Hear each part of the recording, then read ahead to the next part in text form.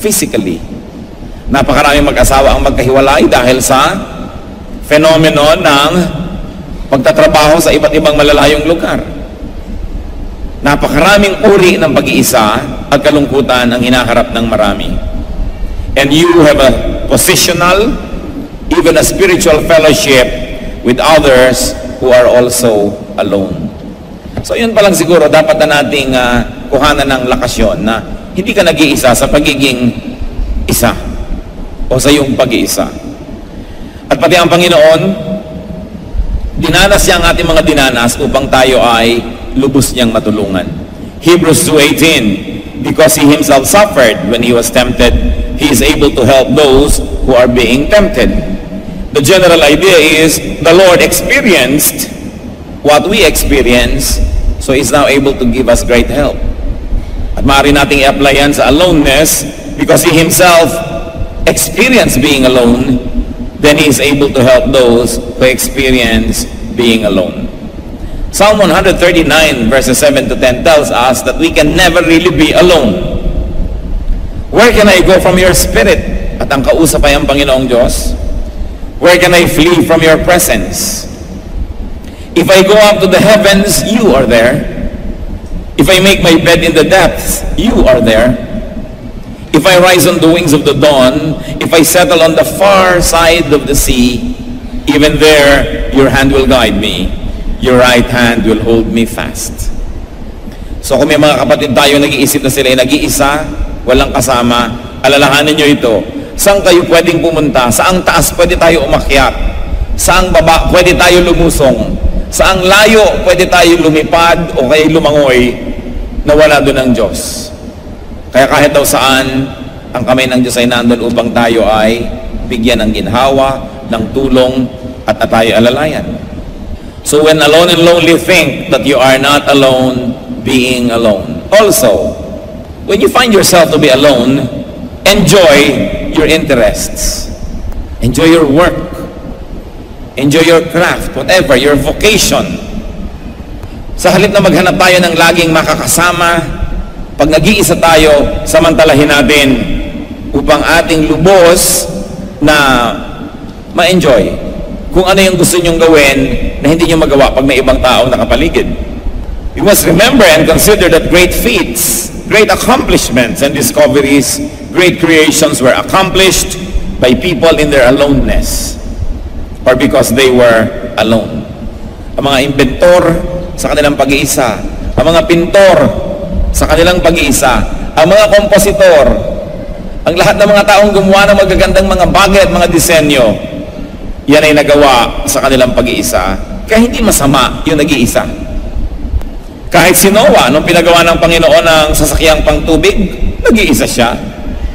Ang pamilya nila nag-iisa, kaisa-isang pamilyang gumawa nun. Kaya napakahirap naman yun dahil halos ang lahat ay pagtawanan sila, gumagawa sila ng barko sa ibabaw ng bundok. Paano nila dadali sa tubig yun? Nag-iisa rin sila. Genesis 6:13 to 14. So God said to Noah, I'm going to put an end to all people, for the earth is filled with violence because of them. I am surely going to destroy both them and the earth. So make yourself an ark of cypress wood, make rooms in it, and coat it with pitch inside and out. Can you imagine the intense and deep feeling of loneliness? Na sila lamang kaisa-isang gumagawa ng sasakyang pangtubig, at pagkatapos nung lumubog ang buong planeta sa tubig, sila lang kaisa-isang pamilya na natirang buhay. At nung bumaba na ang tubig at sila'y bumaba doon sa sinasakyan nilang yan, ay sila lang ang tao sa mundo. This sense of aloneness. Marami pong mga nagiging mag-isa, pero hindi dapat na ito'y maging dahilan para mawalan tayo ng pag-asa.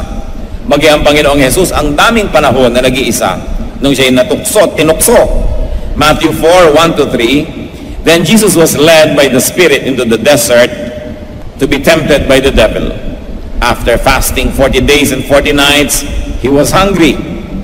So nag-iisa ang Panginoon nung siya ay dumaan sa napakatinding pagsubok. Moses was almost always alone. Although he was surrounded sometimes by millions of people during the Exodus, positionally he was almost always alone, to the point that even his own sister and brother would oppose him. Yun ay pag-iisa. Solomon, the most intelligent, the brightest, the wisest man that walked the face of the earth, was alone. Can you imagine being the wisest? Ibig sabihin, ikaw lang ang marunong. Hindi nauunawaan ng tao ang iyong nauunawaan. Nag-iisa ka. Kaya masaya ang buhay ng maraming mga hindi marunong, kasi ang daming hindi marunong, marami sila laging kasama. Pero ikaw yung maging marunong, ikaw yung makaunawa ng maraming bagay, most of the time you're alone. Kaya nakikita nyo pati sa mga kasaysayan at mga alamat at mito, mga ermitanyo, nag-iisa. Pati ang mga agila, sa taas ng kanilang lipad, walang pwedeng sumabay, kaya lagi silang nag-iisa. Greatness is most often achieved in aloneness, not in being with the crowds.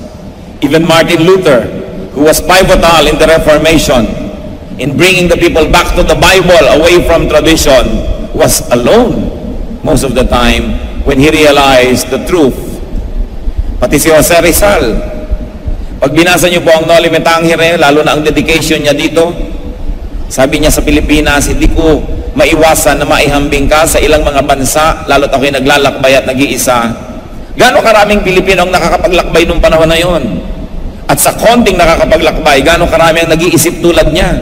So nag-iisa siya na nakakita ng kalagayan ng Pilipinas, nag-iisa siya na nakaunawa ng pinag-uugatan ng suliranin ng bayang ito, kaya naman nag-iisa siyang sumulat ng kanyang mga nobela at nag-iisa siyang binaril sa luneta. Pero ang pag-iisa na yon ay hindi naging dahilan para mawalang halaga ang kanyang mga naisip at ginawa. Si Andres Bonifacio, nag-iisa sa kanyang pangunguna sa katipunan at nag-iisa siya sa kanyang mga kalungkutan noong nagkagulo-gulo ang katipunan at siya ay binaril ng kapwa niya mga Pilipino sa Cavite. Alam natin na maraming mga kadakilaan ay nangyayari sa pag-iisa. So kung kayo man po'y nag-iisa, use aloneness to focus on and to work on your area of giftedness, your calling and your devotion. And when you are alone, even when lonely, be sensitized, in fact, be resensitized to the feelings of people who are alone. Isa pa pong pagpapalayan, mga kapatid, kung tayo ay nag-iisa at nalulungkot, magiging matalas muli ang ating pakiramdam at nararamdaman muli natin ang nararamdaman noong mga nag-iisa sa buhay. At dahil dyan, magiging mas mabuti tayong tao, mas magiging mabait tayo, mas magiging mapagkalinga, sapagkat nararanasan natin ang nararanasan na hindi masarap at hindi maganda ng maraming tao. Pati ang Panginoon, sinamahan tayo sa ating mga pagdurusa at nang tayo ay lubos niyang matulungan. Hebrews 4:15, for we do not have a high priest who is unable to sympathize with our weaknesses, but we have one who has been tempted in every way, just as we are, yet was without sin. Nakikilahok ang Panginoon at nakikiisa sa ating mga suliranin nang lalo niya tayong matulungan. At sa atin din namang pagiging malungkot ko minsan, sa ating pag-iisa, nakikilahok tayo at nakikisangkot sa kalungkutan ng marami at lalo tayong nagiging bagay na tumulong sa kanila. Lalo't lumampas na tayo sa ating mga sariling kalungkutan. Being alone and being lonely makes you more understanding and compassionate. It turns you into a better person. When alone and lonely, gain perspective. Mabuti rin yung nalalayo tayo sa mga tao kuminsan, nalalayo tayo sa mga kasayahan, mga gawain, sapagkat ang isang bagay ay lalo mo lang nauunawaan kung ikay nalalayo. Mas nakikita mo ang isang bagay kung ito'y malayo-layo. Subukan ninyong tingnan ang inyong palad ng pagkalapit-lapit. Yung malapit na malapit, hindi nyo yan makikita kung ano, pero pag inilayo-layo ninyo, tsaka nyo lang malalaman, ay kamay pala ito. Ano mang bagay na sobrang lapit, hindi nyo lubos na nakikita. Kaya kung sobra rin kayong malapit sa isang tao, hindi nyo na nakikita. Kaya kung sobra mong mahal ang anak mo, bulag na bulag ka na, lahat na ng mga kapintasan yan, ang tingin mo rin bulaklak. Kaya marami mga tao, hindi sila objective mag-isip. Pag may nakagalit ang anak nila, galit na rin sila dahil masyadong malapit ang kalooban nila, hindi nila nakikita from a distance, therefore they do not understand. Dapat lumayo ka doon sa kalabaw para malaman mong kalabaw yun, kasi kung nakadikit ang mata mo, hindi mo alam kung ano yun. Kaya kung ano man yung ating nakakagiliwan, namamahal, nasasarapan tayo, mabuting lumalayo din tayo na pag-iisip-isip natin kung ano talaga yon, at nagkakaroon tayo na higit na karunungan para unawain kung ano ang dapat nating gawin sa ganong mga bagay. Take advantage of distance from others and from familiar situations. Do not always complain. Kaya nga tayo nagre-retreat, kung minsan nagka-camp, malayo-layo ka sa bahay mo, para mas ma-appreciate mo ang iyong tahanan. Pero kung yung mga kabataan ay nag-camp, tapos ayaw na umuwi sa bahay nila, matapos mag-camp o mag-retreat, ibig sabihin siguro yung tahanan nila ay hindi nagbibigay ng mga kondisyon na masarap balikan. Kaya yung mga insecure lang naman ng mga boyfriend o girlfriend, ang ayaw humiwala yung boyfriend nila kahit isang araw. Dito ka, huwag kang aalis. Natatakot sila na baka makakita ng mas maganda, mas mabait, mas mahusay, di na sila balik-balikan. Pero kung alam mo na ibinibigay mo sa isang tao ang yung best mo, yung ang husay-husay mo, gusto mo nga lumaboy-laboy yan nang makakita ng lahat ng tao at maaalala ikaw pala ang pinakamahusay pa rin.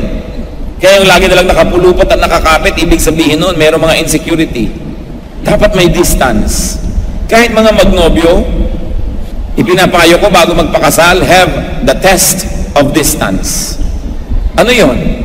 Bakit naman nung araw na hindi mo kilala yan, kayang-kaya mong mabuhay? Tapos ngayon, na lagi na lang kayo nagkikita at nag-uusap, sa loob ng isang oras, kailangan siya mag-text? Kulang ang buhay mo pag hindi. Sabi ko, baka nagiging habit nyo lang ang isa't isa. You know, habits that are learned can also be unlearned. So you might as well have the test of distance, because absence makes the heart grow fonder. Kung talagang mahal ka, habang napalayo, mas mamamahal ka. Absence is a great test. Sabi niya nga ng absence ay para lang daw yan na kandila. Parang hangin, kandila at apoy. Na ang absence, kung mahina ang pagmamahal, parang kandila na hinipan ng hangin na matay agad. Pero kung malakas ang pagmamahal, parang apoy yan na malakas na habang hinihipan mo, lalong nagliliyab. Kaya huwag kayo matatakot sa absence. Kung nalimot kayo dahil 1 week kayo hindi nagkita, mabuting at nalaman nyo agad na malilimutan ka rin naman pala. Test yourselves. It's good to be lonely because you gain intelligence and you gain wisdom. Ang Panginoon madalas mag-isa. Luke 6:12-13. One of those days, Jesus went out to a mountainside to pray and spent the night praying to God. When morning came, he called his disciples to him and chose 12 of them, whom he also designated apostles. Magdamag na nalangin mag-isa ang Panginoon, matapos bago niya piliin ng kanyang mga disciples.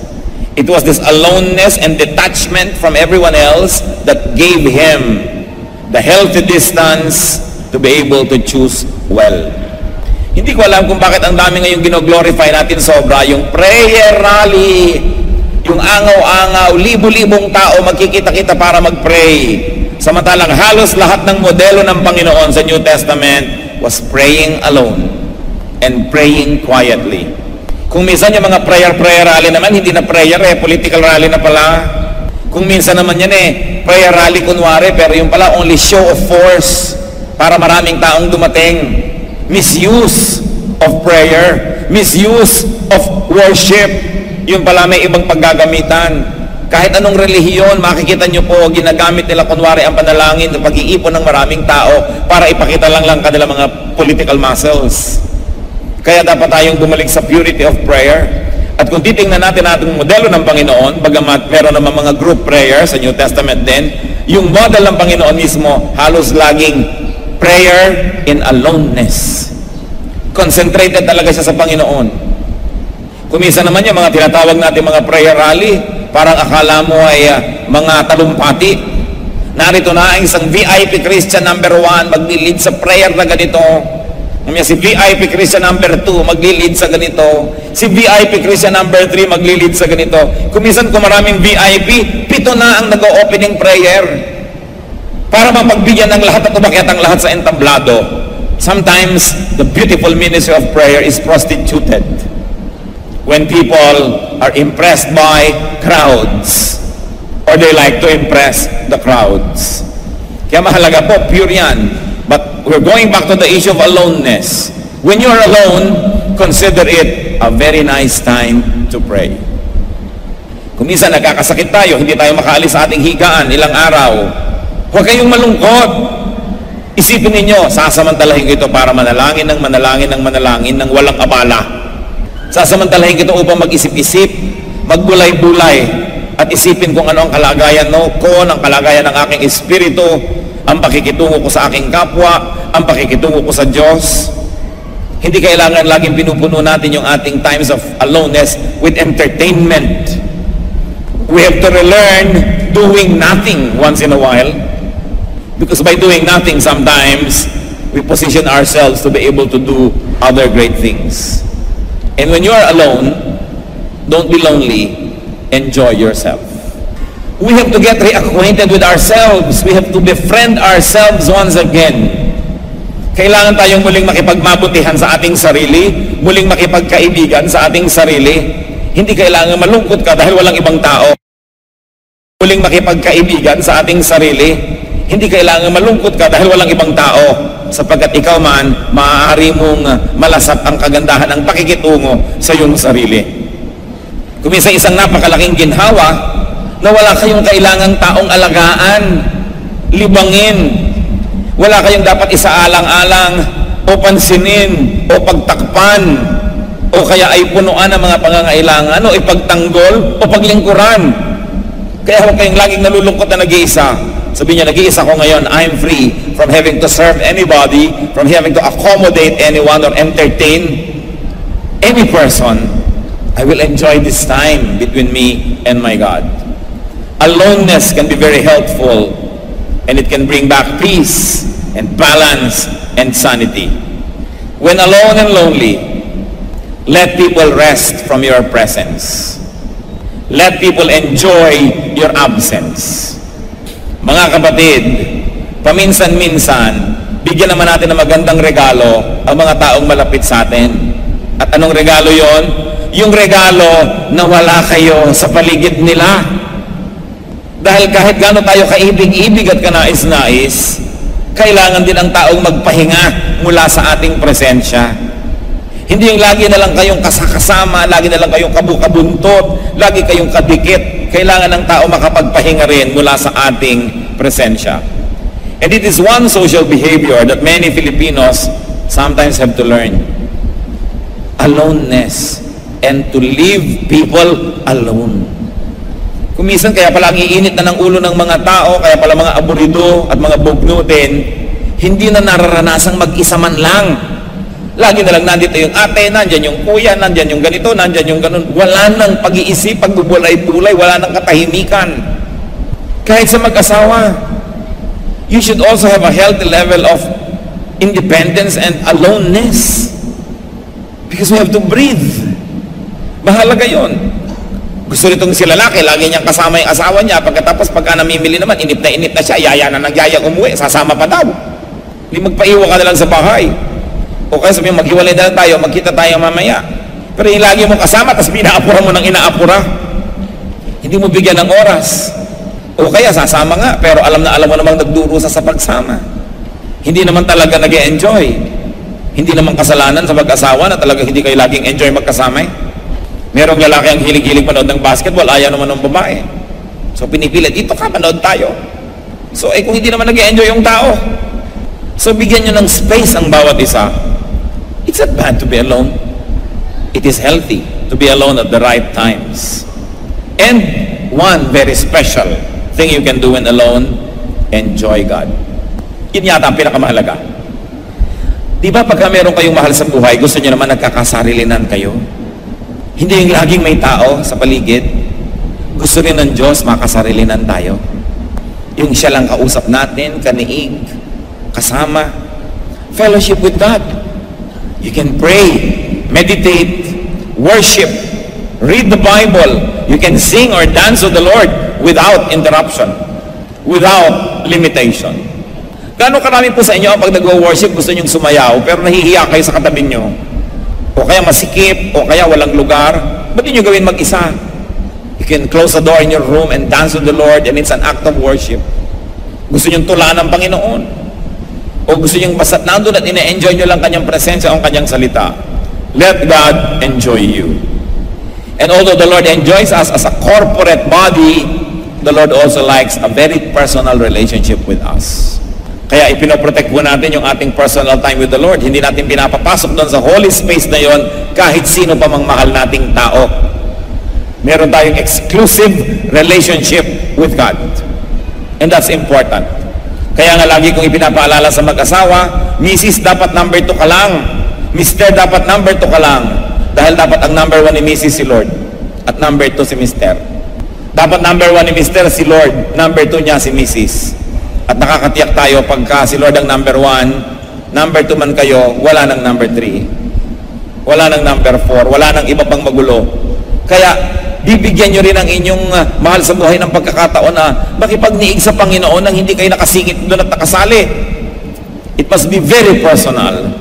Psalm 149 verse 4, "For the Lord takes delight in His people, and we should give Him undivided attention." Let God enjoy your undivided attention. It is one thing to minister and serve people in the name of God, and it is one thing to personally minister to God. It is another to fellowship with people, and another to fellowship with the Lord personally. 1 Corinthians 7:35, "I am saying this for your own good, not to restrict you, but that you may live in the right way, in undivided devotion to the Lord." So meron tayo dapat mga panahon ng undivided devotion. Psalm 86:11, "Teach me your way, O Lord, and I will walk in your truth. Give me an undivided heart, that I may fear your name." So meron talaga dapat nakareserba na para sa Panginoon lamang. Consider moments of aloneness as moments of rest. Then you will not feel so bad. As moments of reflection, moments of fruitfulness or production, moments of intensity. Kung ano man yung gusto nyong bigyan ng focus, you can be intense when you're alone. Moments of sensitivity. Kung minsan pag laging may tao sa paligid natin, nagiging manhid tayo. Pero pag nag-iisa tayo, marami tayong naaalala. Because loneliness remembers what happiness forgets. That's why there is a blessing in being lonely. Consider moments of aloneness as moments of fellowship with God, and as moments of peace with yourself.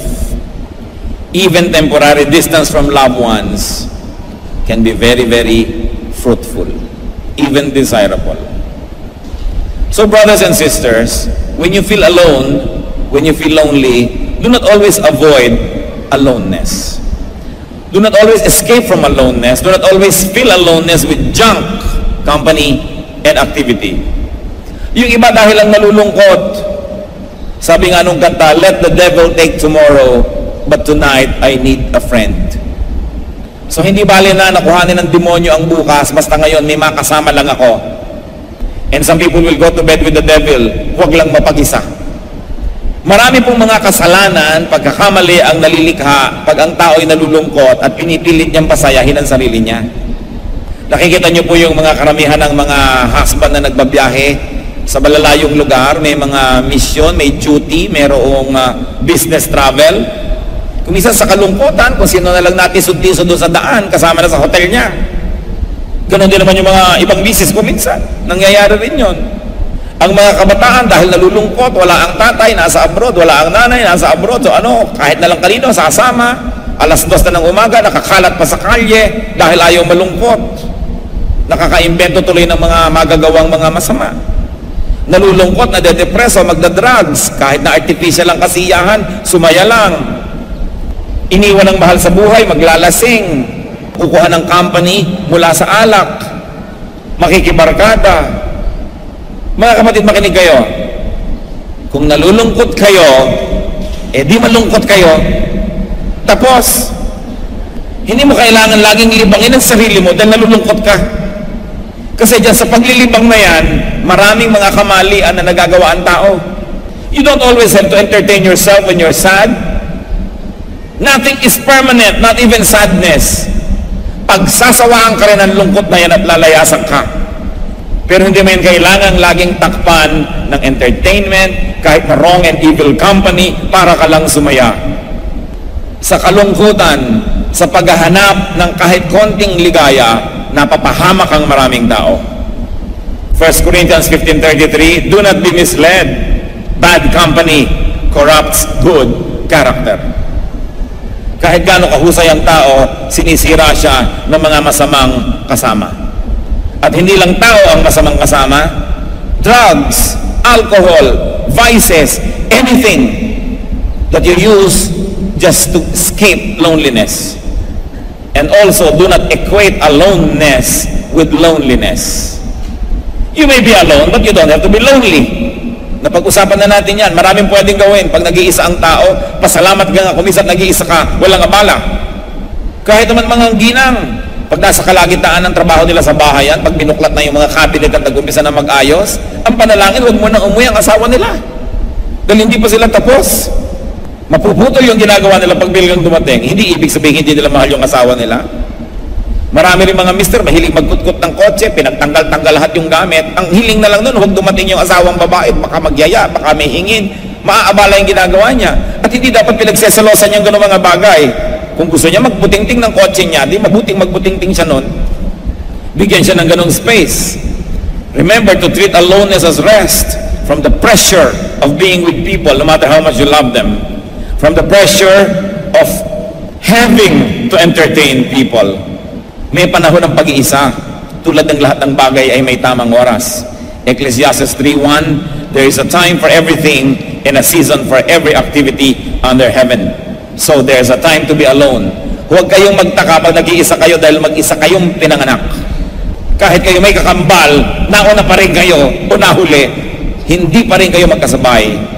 Nag-iisa tayong manganganak, nag-iisa tayong mamamatay, so huwag tayong matakot sa pag-iisa. Dahil sa pag-iisang yon, lalo lang tumitingkad ang presensya ng Diyos sa ating buhay. Sa kadalasan, natatakpan at nalulunod ang presensya ng Diyos kung sobrang laging maraming tao, maraming activity ang ating buhay. And there is a time to be lonely. Huwag kayong matakot, malungkot. It is the fear of sadness that causes many people to sell their souls to the devil. But if you don't fear sadness, what else can you fear? More than happiness, it is loneliness that can help us mature. It is loneliness that can help us become better, kinder persons. Nakita nyo, yung mga laki sa hirap, usually yan ang mas maalalahanin. Yan ang mas matulungin.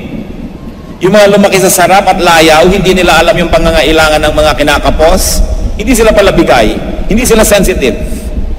Tingnan nyo yung mga anak na pinalaki sa hirap, hindi naman sila diyang pinahirapan, kundi lumaki dahil mahirap sila, lumaki sa hirap. Kadalasan yan ang mas mga mapagmahal na anak. Pero yung mga pinalaki sa layaw, yan ang mga kuminsan na hindi nila alam ang nararamdaman ng magulang nila, nagiging insensitive tuloy. Because loneliness remembers what happiness forgets. At sabi ni Solomon, pinakamatalinong tao sa balat ng lupa, sa Ecclesiastes 7:3, sorrow is better than laughter, because a sad face is good for the heart. Mas nakabubuti sa ating personalidad yung nakakaranas ng lungkot, sapagkat kung gagamitin natin yan sa mabuting paraan, yung ating mga karanasan, nagiging mas maunawain tayo sa mga tao, nagiging mas mabait tayo, dahil tayo may nakaranas na mga ilangan ng tulong ng kapwa. So kung nalulungkot, tandaan ninyo, anong sagot? Di malungkot. Yun ang sagot. Hindi mo kailangan maglibang. Nalulungkot ka pala, di malungkot ka. Tapos, aalis din yan, magsasawa din yan sa'yo. Pero huwag kang humanap ng kahit konting pagtingin. Yan ang problema sa sobrang matagal abroad. Nalulungkot, nangungulila kay misis, o nagkakaroon ng ibang misis. Dahil nalulungkot. Kung hindi mo pala kayang malungkot at mawala sa gilid ng iyong misis, edi go home and plant kamote. Magbungkal kayo at magdildil kayo ng asin dahil hindi nyo pala kayang malungkot. Ngayon, kung kaya nyo, di gawin ninyo. In fact, dapat kayanin.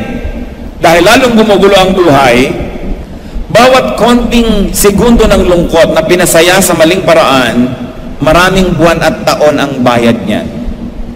Kaya, tatandaan nyo mga kapatid, ang mga Kristiyano, hindi dapat takot sa multo at hindi dapat takot sa lungkot.